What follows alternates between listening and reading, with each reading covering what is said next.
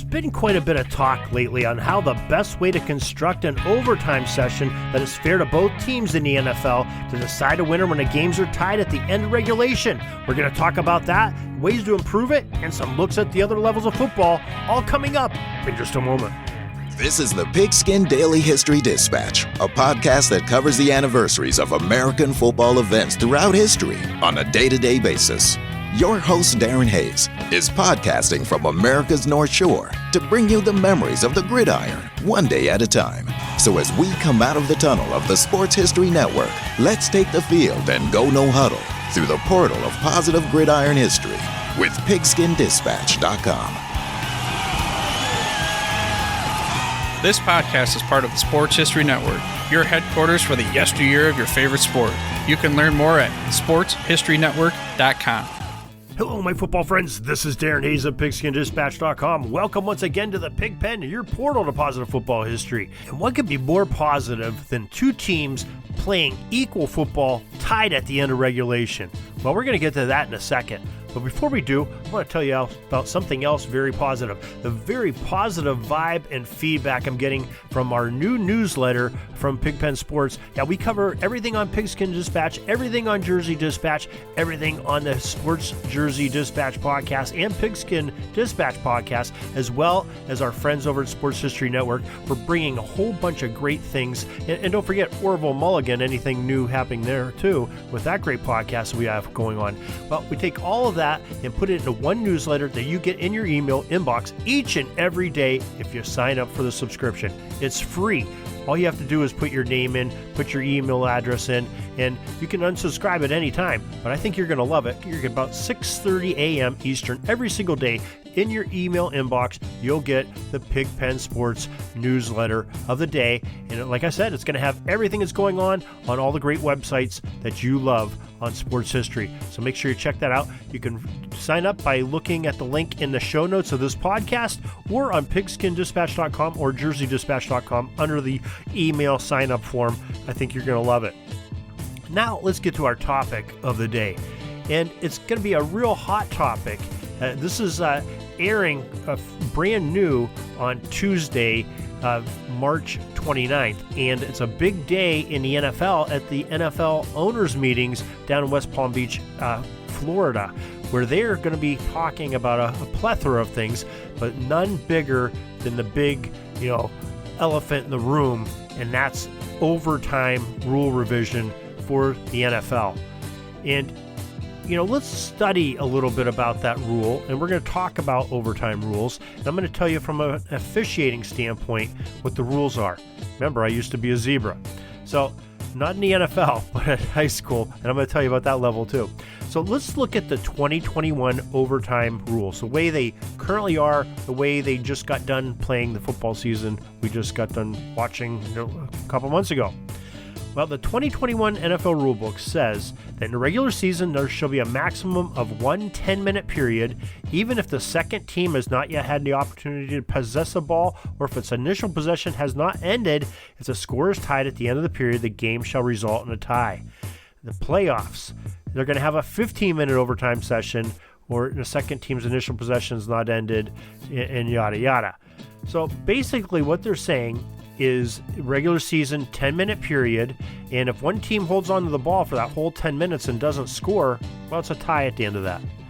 In the playoffs, one 15-minute session, and if the second team's initial possession is not ended, overtime period will begin and the play will continue regardless of how many 15-minute periods are necessary.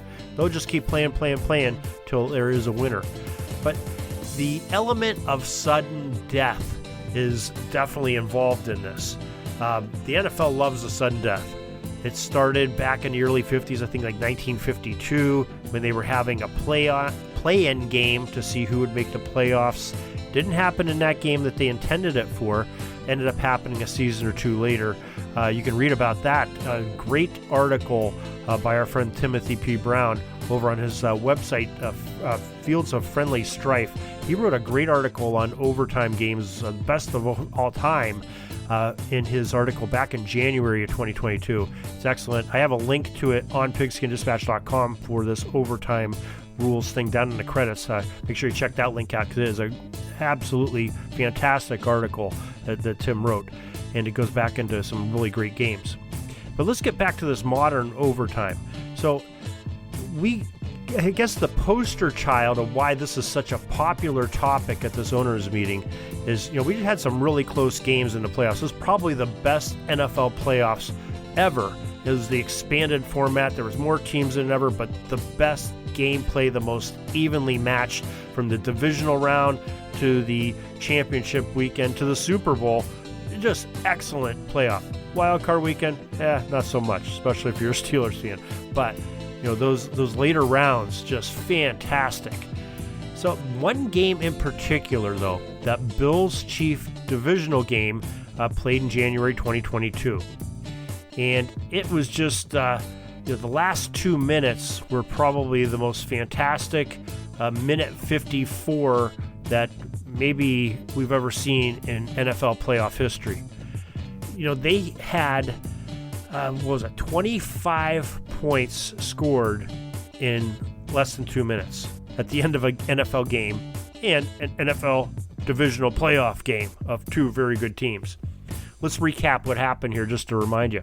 So we have just at the 2-minute warning, it's Chiefs 26, Bills 22, and 1:54 left in the fourth quarter. Buffalo scores after a 7-minute and 1 second drive, 17 plays in all. Dramatic 4th and 13. Quarterback Josh Allen, the Bills, steps back, finds Gabriel Davis. It's the first touchdown and first lead not the first touchdown, but the first lead by Buffalo since the first quarter, since early in the game. So now Bills are up 29-26. 1:02 left on the clock. Kansas City strikes as quarterback Patrick Mahomes finds speedster Tyreek Hill on a 64-yard touchdown toss to complete a 5-play, 75-yard drive in just 52 seconds. So now it is the Chiefs 33, Bills 29. And with just 13 seconds left on the clock, Allen again finds Davis to cap off a 5-play, 75-yard drive, and it sure feels like this game is over with 13 seconds left. There's no way that Kansas City can get down the field, and they're down by 3 now, 36-33. No way they're going to come back and tie this game up to take it to overtime. Well, just like they say on the knife commercials, but wait, there's more. And there was more. The Chiefs, in those 13 seconds, brilliant drive, get within field goal range with zeros on the clock. The Chiefs kicker Harrison Butker nails a 49-yard field goal to tie the game. End of regulation, tie game, overtime rules. We just talked about what those overtime rules are. So in overtime, the Chiefs get the ball. They go on a torrid 75-yard drive, score a touchdown, don't allow the Bills, Josh Allen, the Bills offense to even see the field in the extra stanza. Chiefs move on into playoffs. Empty feeling for fans all over the place. I know Bills Mafia, you're going crazy. You don't want to hear about this nightmare again, but the rest of us that really had no rooting interest in the game just wanted to see good football, and we did, and we felt like we were robbed when we didn't get to see the Bills be able to come back and respond to that. These two teams, these offenses just went at it like, prize fighters in the middle of the ring in 15th round, and it's all on the line. Punch for punch, they're going at each other. These two great, brilliant young quarterbacks, great wide receivers, the offensive coordinators scheming up the plays and just taking advantage wherever they can. It was absolutely magnificent. And in overtime, Chiefs drive, they score, game over. What? We were robbed. We were robbed. And the NFL knows that. And the owners meeting knows that. And they know they have to reform. But what do? Well, I guess before we lay out on a table some of the possibilities, let's look at what some of the other levels of football do. Let's start off with the NCAA. Now, starting in the 2021 season, the NCAA brass approved a change to the overtime rules. Teams will be required to run a 2-point conversion play after a touchdown when the game reaches a second overtime period.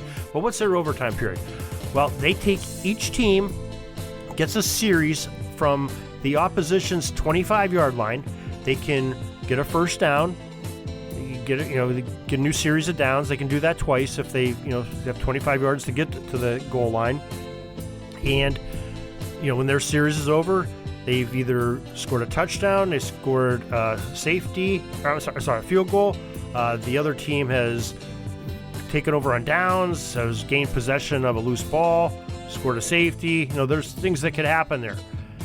Then the other team gets a chance to the ball unless they scored a defensive score, either touchdown or a safety.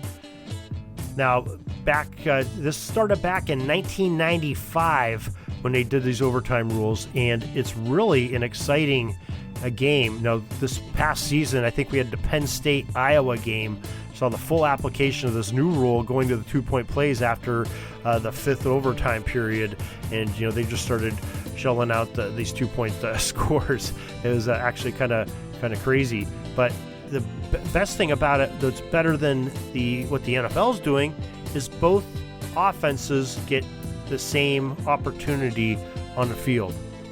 The defenses can shut them down, but at least they both have an opportunity to be 1st and 10 from the opposition's 25-yard line. They both get a chance in the overtime session.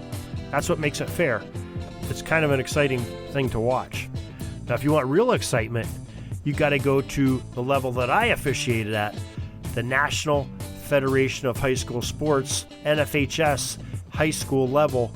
For the high school game, it's very similar to the college game, but you have the ball, each team, 1st and goal from the opposition's 10-yard line, and they each have a chance at that series, and it makes for some high drama in this extra session. Like the NCAA rules, the NFHS has the element of fairness as both teams have equal opportunity from their opposition's 10-yard line to score. Just it makes it very fair. I'm not saying the NFL should do that. I'm not saying they should do the high school or the college rule, but I think that both offenses should have opportunity to do it. Now, a few years back, probably, 15 years ago, they did go, instead of from straight up sudden death, if the first team that gets the ball goes down and kicks a field goal, while the other team gets a chance to have their offense come on the field and either tie that field goal or better it with a touchdown. Okay, that was a step in the right direction, but it just sort of stopped there. But like the Chiefs did against the Bills, if that first team scores a touchdown, it's game over. No opportunity for the other side. I don't know if I like that. So what are some of the alternatives that they could do? And if they don't want to do the high school or the college level? Well, they could keep playing until somebody scores. Let them both have at least one series, and if it's still tied, just keep playing until get to that end of that 10-minute in regular season or 15-minute and keep playing. That's one way to do it. They could let them have the current, just like the current rules, but maybe have each of them have a possession. So what if Kansas City scored that touchdown? Can Buffalo come out and match scoring that touchdown? Or if they fall short, well, it's game over then. Now we know they both had equal opportunity. I think eventually that's the direction that the NFL is going to go. I think that is probably the best way.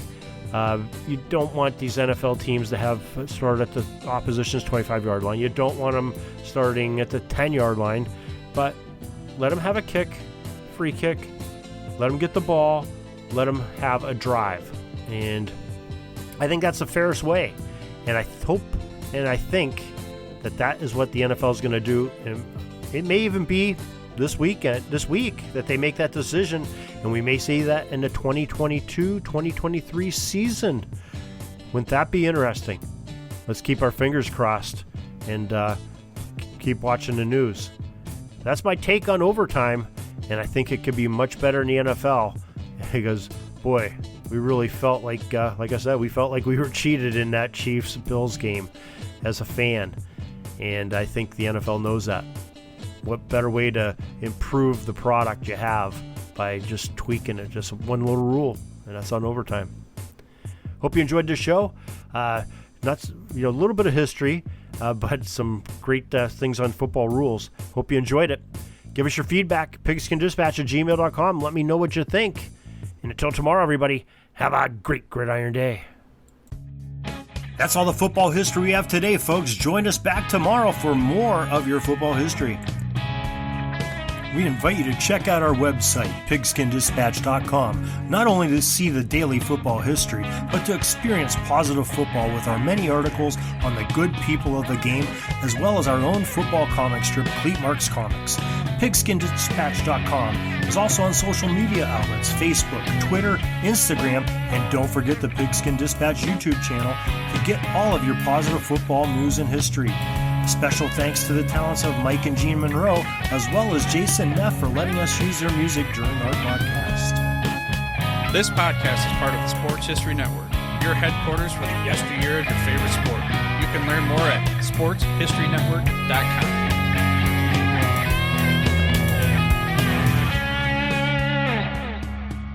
Are you having a hard time figuring out what to get Dad for Father's Day? You should check out Row 1 Brand's Vintage Pictorum Gallery. They have America's best sports art.